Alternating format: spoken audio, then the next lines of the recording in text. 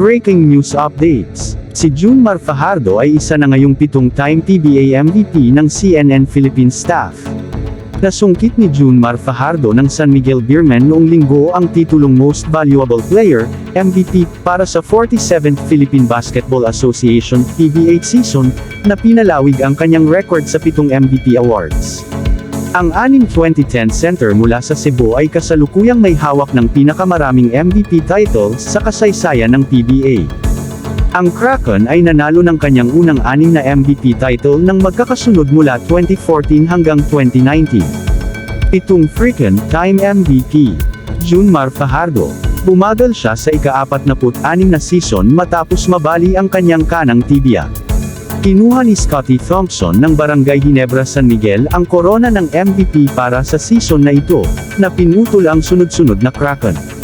Ngunit matagumpay na nakabalik si Fajardo sa 47th season 2022-2023, na nagtulak sa Beermen, ang pinakamababang seeded team noong panahong iyon, sa panalo sa 2022 PBA Philippine Cup, 3 taon pagkatapos ng kanilang 5-peat noong 2019. Ang kanyang pagganap sa 2022 PBA Cup ay nauwi pa sa Kraken ng ika-4 na Finals MVP Award at ang kanyang ika-9 na Best Player of the Conference title. Ngayong ika-47 season, nagposte si Fajardo ng average per game na 17.7 points, 15.5 rebounds, 2.9 assists, 1.3 blocks, at 0.7 steals sa 46 na laban para mabawi ang trono. Ang San Miguel Beer cornerstone na si Junmar Fajardo ay muling nanalo bilang Most Valuable Player ng Samahang Basketball ng Pilipinas, na nakumpleto ang pagbabalik sa porma na hindi na mangyayari. Pinalo ni Fajardo si Scottie Thompson, ang walang pagod na playmaker ng Barangay Ginebra na nanalo sa Plum noong nakaraang season, kasama ang mga teammates, dating at kasalukuyan, sa Gin Kings forward Christian Standardinger, at Beermen guard CJ Perez sa isang maikling kaganapan na nagugyok sa ika-48 season ng PBA sa Smart Araneta Coliseum sa Cubao, Quezon City.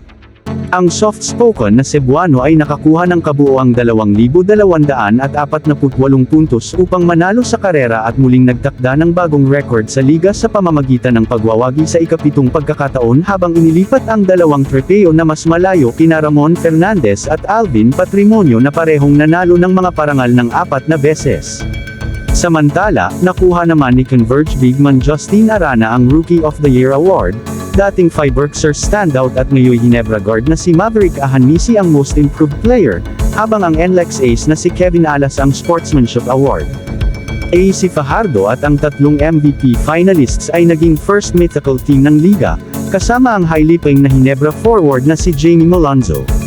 Ang bumubuo sa second mythical team ay sina Northport standouts Arvin Tolentino at Robert Bolak, TNT stars Mikey Williams at Calvin Aftana, at Magnolia Bruiser Calvin Aftana.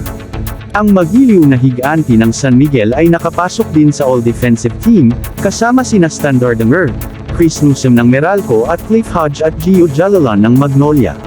Ang tagumpay ni Fajardo sa kanyang sarili, kung isa sa alang-alang ang isang kakaibang pinsala na natamo niya 3 taon na ang nakalilipas.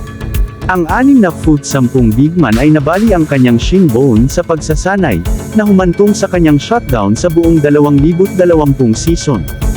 Dahil sa sirang tibia na iyon, nasa sick bay si Fajardo sa loob ng humigit kumulang 18 buwan, isang mahabang layoff na minsan ay nagdulot ng matinding pagdududa, ayon mismo sa veterano ng San Miguel. Gayunpaman, nagawa niyang maglakbay pabalik sa summit ng PBA simula sa paghahari sa 2022 Philippine Cup kung saan siya ang lumabas bilang Best Player of the Conference at ang Finals Most Valuable Player.